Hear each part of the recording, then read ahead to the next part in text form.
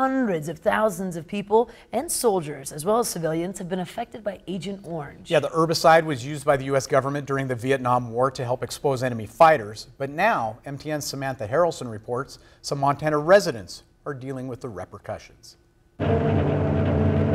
Agent Orange remains a sad chapter among many sad chapters of the Vietnam era in American history.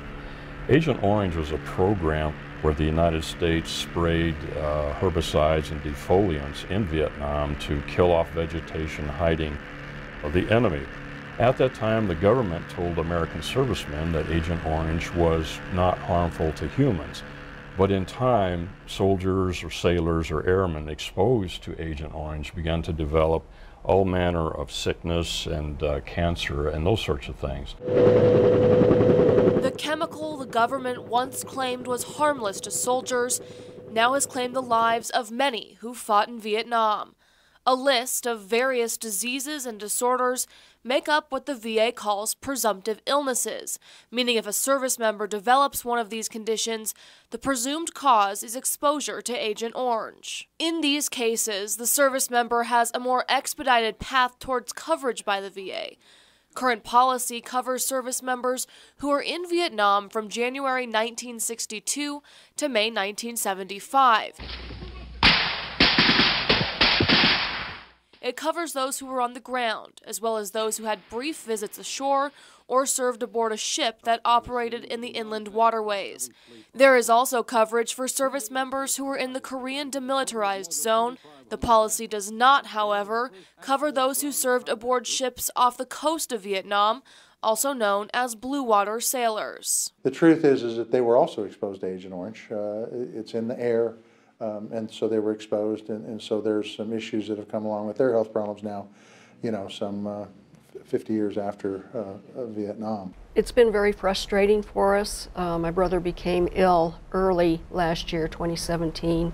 Charlene's brother Peter served aboard the USS King off the Vietnamese coast. Last year, he was diagnosed with multiple myeloma, one of the VA's presumptive illnesses. But since he served on a ship off the coast, the family had to prove that Peter had stepped foot on Vietnamese soil for him to receive benefits. I do remember my brother saying that he had gotten off the ship and gone and got mail and come back on the ship. Agent Orange, I believe, is kind of a sticky substance. It's going to stick to your shoes, your clothes, your hands, and in some manner, all of these sailors were exposed to this. The VA finally found proof in a statement that Peter was in fact on the ground. Just this past week, the VA approved my brother's claim, 100% multiple myeloma due to Agent Orange. We're very grateful for that. Obviously, it's still frustrating, it's still upsetting, but it's progress. And my feeling is my brother is still working for the Vietnam vets, even though he passed away 5 months ago.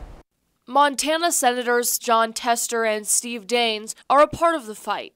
They're currently working to get legislation passed to ensure these blue water sailors are covered, even if they never stepped foot on land. But the fight is far from over. The effect Agent Orange could have on future generations is still unknown. There's real challenges here. It does bring up the point that we do need to do more research to find out, because in fact, if it does manifest itself in the next generation, we've got another set of problems that we need to deal with in Congress. Samantha Harrelson, MTN News.